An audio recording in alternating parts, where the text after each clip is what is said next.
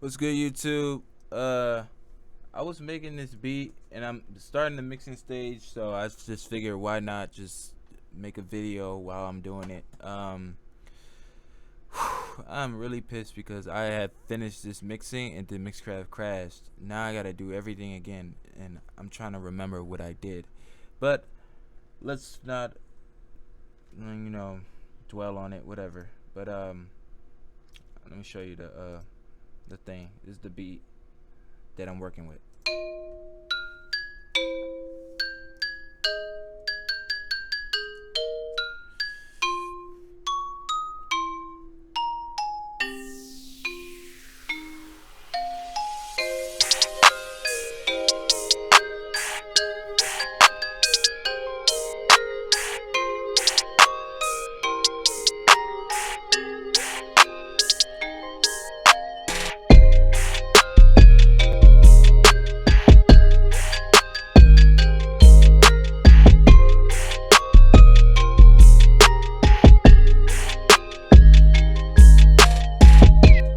Alright, basic gist.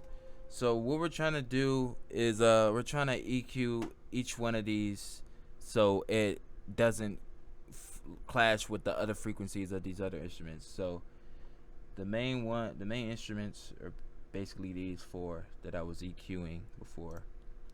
And then the other ones I was just giving a little bit of coloring, some textures, some reverb here and there.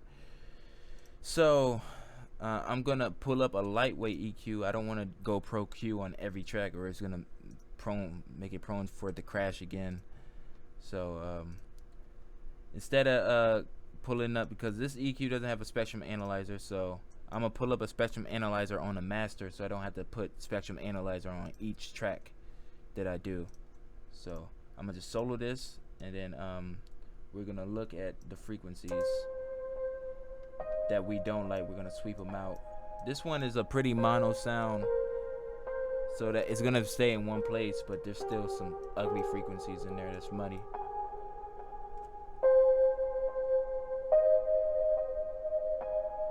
Think about right there. Make it really lighter. Let's give it a boost around there. Bring them highlights out. Oh yeah, I forgot. The other thing I did to this was spread it out. I want this to make the track wider. Before, after. I pulled it up too. Make it don't drip. Singing up there.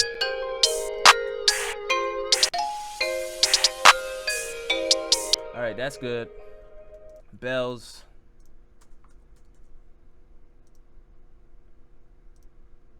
I'm gonna have to constantly save this thing. Can't believe that joint just crashed. Alright. Just to be safe, I always like to do a little low cut, so and leave as much room for the bass as possible. Ooh, right there.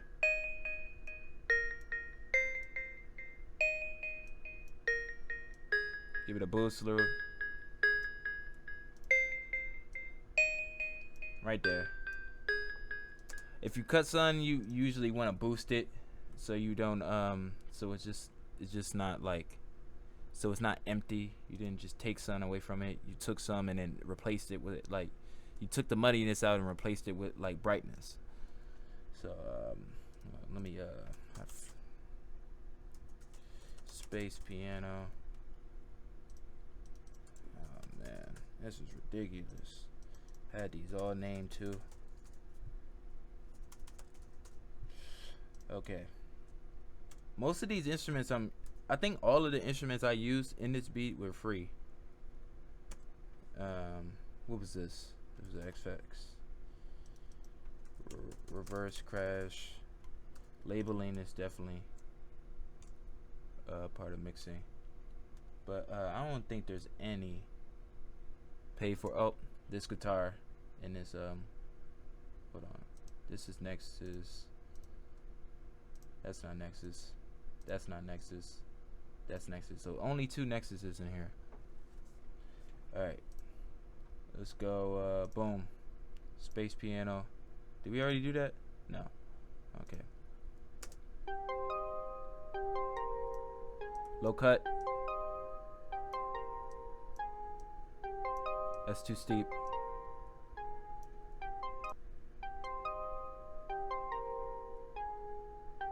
We want some lows in there, but we don't want any muddy lows in there. So I'm kind of like, I'm giving a like a slight curve, a slight low cut, so it like just slightly brushes off the lows, the ugly ones.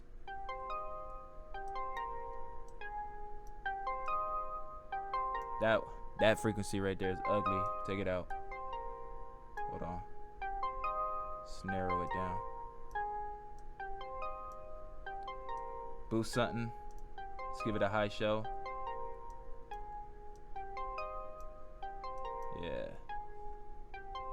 Let's pull this back a tad.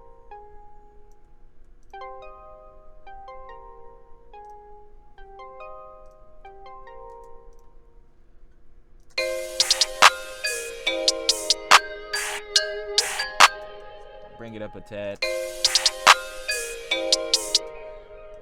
This one was this one was taking up a lot. Since it's a guitar and I put extra, it was already distorted. I put extra distortion on it with this. It's a free plugin. Type it in on Google, you'll find it. Now I don't want this. I want this to have some movement, so I'm gonna put an auto pan on here, so it can move within the track.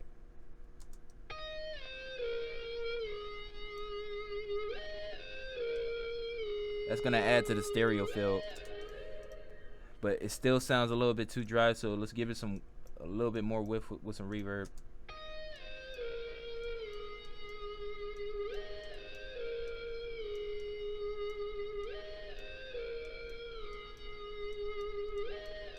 Not too much that it's drowned, but enough to give it that stereo space.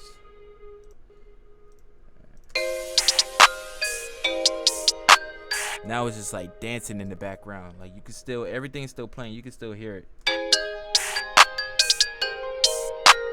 Bring it up a tad. All right.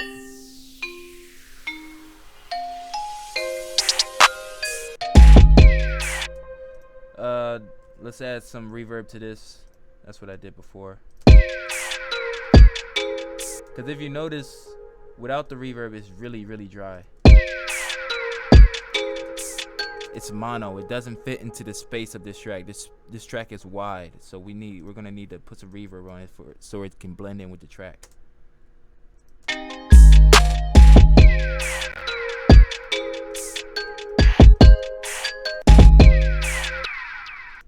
Hold on.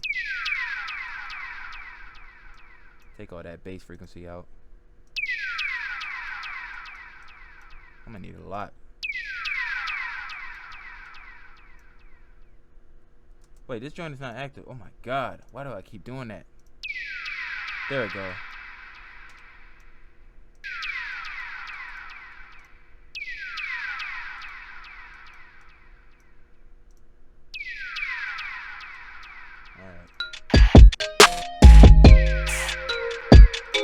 Yeah, much better. Let me show you before and after.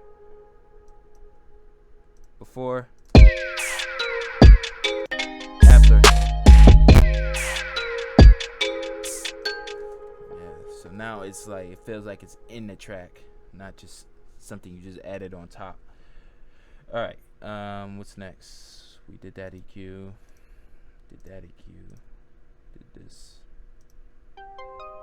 This might need some reverb. Just a tad. Some razzle dazzle, you wouldn't even notice it.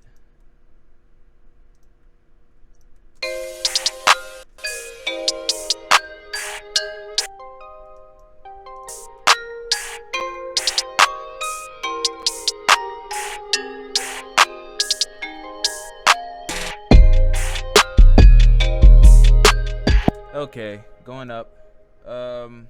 Hi-hats. Route these things. So start from 2, go to output, number 2, output number 3, bam. So now I can individually affect these things. This hi-hat, this clock hi-hat, this is from my my drum kit that I have that you can purchase in the link below. What did I do to this one? This is on the right now, so I put it in the middle, and I wanted this to move throughout the track too, so I put an auto pan on it to have it like, since it's going constantly click click click click click, I wanted to go to the right and left doing that. So I put it on, I think it's like that.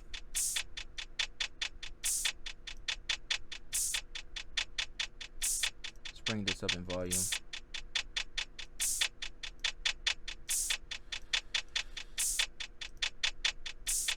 What else did I do to this? I don't know what I did. Put some reverb on it. Like this. None too like over exaggerated. For hi-hats is so sensitive, if you can tell if you put reverb on it. Like, watch this hi-hat. This is like a normal trap hi-hat. Watch when I even just,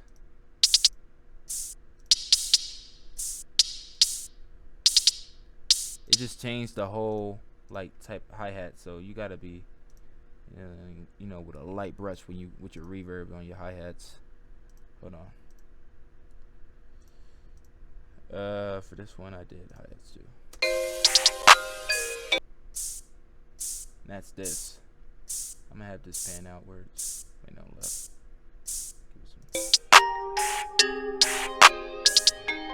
Actually, this one is already to the left, so let me just do this to the right. Since there's more of these open hats on this one, where this one is on the left, but on this one, this crash only hits once.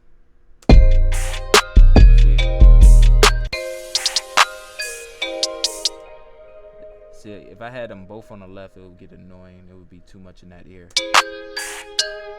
Alright.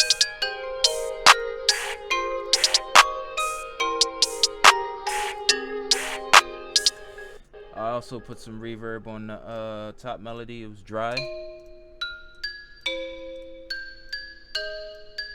Oh, it's getting like dreamy now. Not too much. Delicately apply it. Let's EQ that joint too.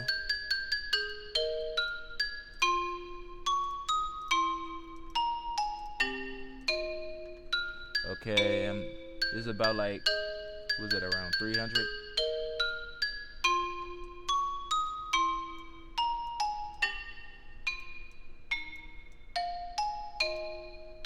It's sun in the low end I hear when them low notes hit.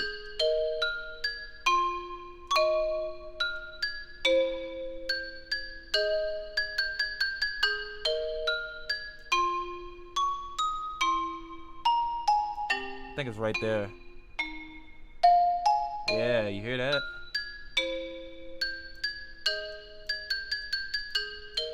I think I took out a lot. Get some over there.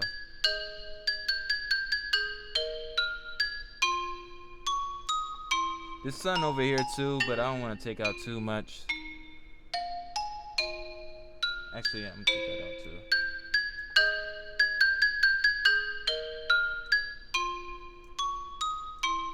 Since these are bells, they're gonna have a lot of resonance, ringing type of annoying frequencies that you gotta get out of there.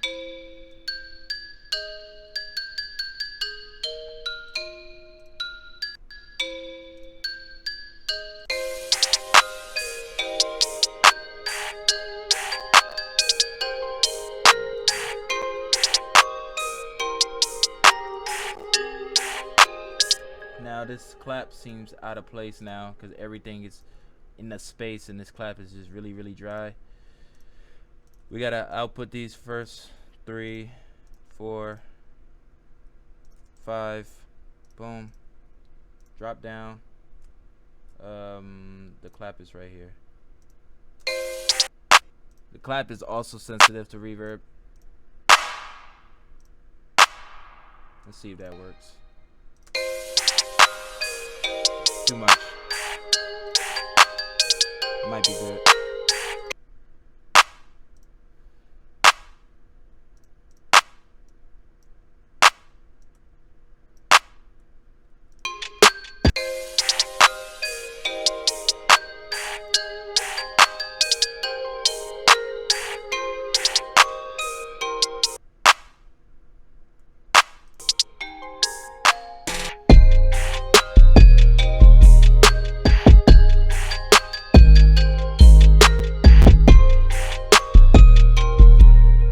These clap, it's like this clap and the snare is like fitting too well together.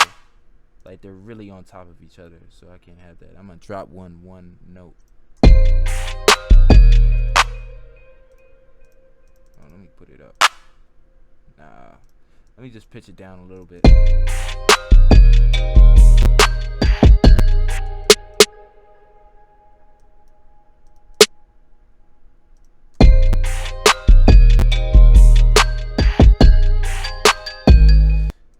We're gonna do the same for the snare. Let's put it on. Hopefully this one works. Ooh, no.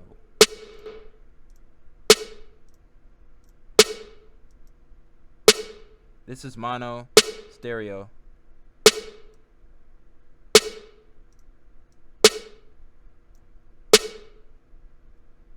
It's not working. I need more parameters.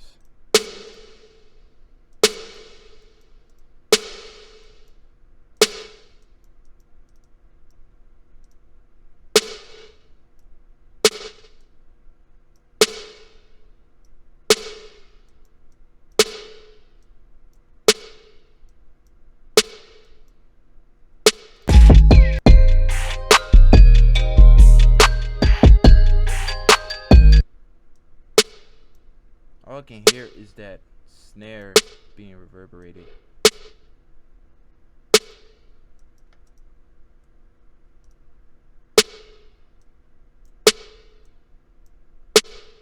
No. Alright, something like that.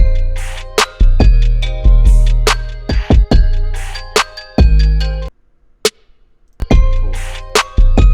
Say that. Might need it for something else later down the road.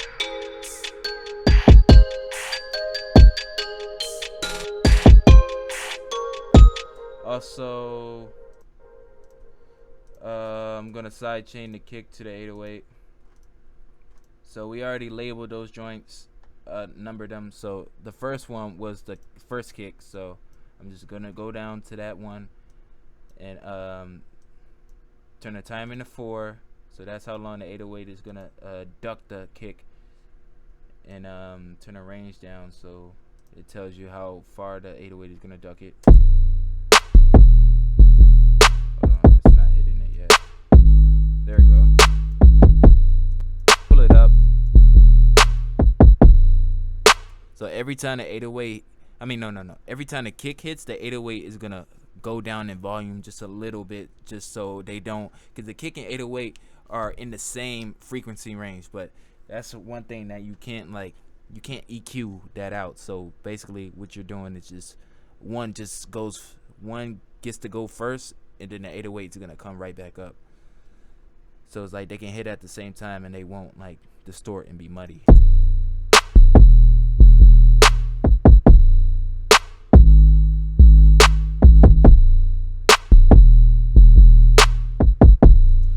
I got a question how to make the drums hit harder. It's basically just what drums you pick. Like if you pick drums like that, probably won't hit as hard. But if you pick something like that, it's going to. So I try to find one that's like, to get a perfect like kick, I try to find one that's bassy. Probably like, this is a punchy kick. That's a punchy kick too. That's a punchy kick. Get something that's bassy, kind of like that. So that way when you come in here, you turn it to the right, make it even more bassy, and then once you got your bassy kick and your punchy kick, you they basically fit within each other, and then you can add a compressor to it to like really glue them in and make them, you know, one within each other.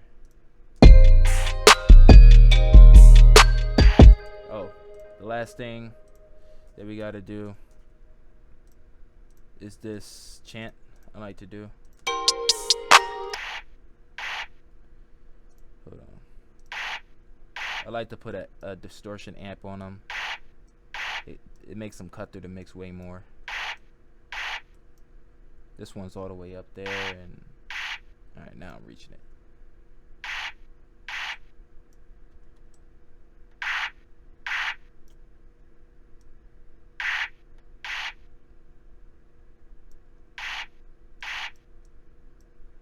Pull this up. Nah, I didn't want it too bright.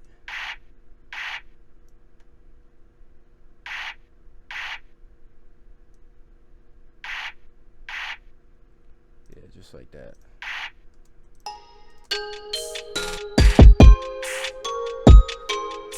Also got these basses over here.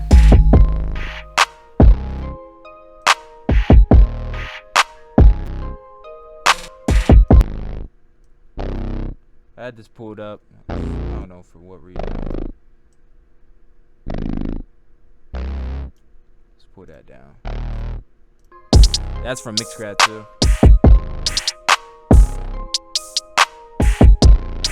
That's what I put on.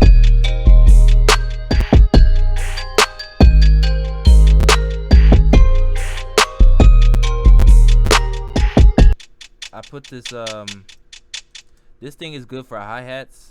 Like I don't know what it is, but it like makes things really, really bright and sharp. Like, so when I put that that auto pen on the clock hi-hat, it made it lower for some reason. So I put this on there. Yeah. Oh my god. Is it gonna crash? You guys see this? This is what I gotta go through. Luckily I saved that though. Ridiculous. Ridiculous. I guess I'm gonna end the video here, because I'm not about to open this project again. I'm gonna just have to open it in 9 and then save it. But yeah, that's how you mix a beat. Make sure to like, comment, subscribe, comment anything if you learned anything. I'm Dices and I'm out.